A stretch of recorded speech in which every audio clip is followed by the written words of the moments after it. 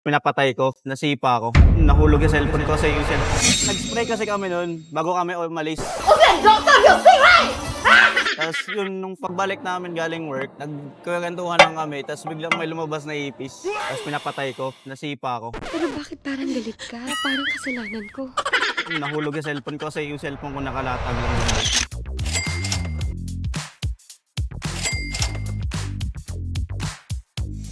Akala ko ano lang, yung may screen protector din siya.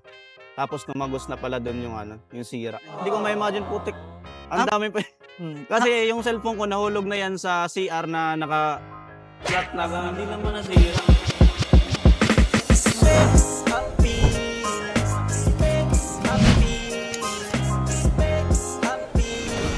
Isa sa pinakamahusay na gumagawa ng iPhone.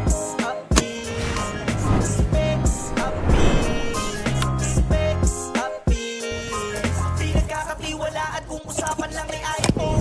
Sumasakit na ba sintido mo? Sa kakaisip kung saan papaayos CV mo?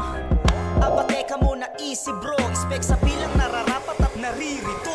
Di ka magsisisi dito sa pagpili mo. Ano mang sira ng iyong CV, mafi-fix nito. Hindi ka dapat mangamba at malito. Lahat ng pyesa ay bagong-bagong mabibili mo. Mapa LCD, battery o miskin na reformat. Madalas na naghahang o mabili.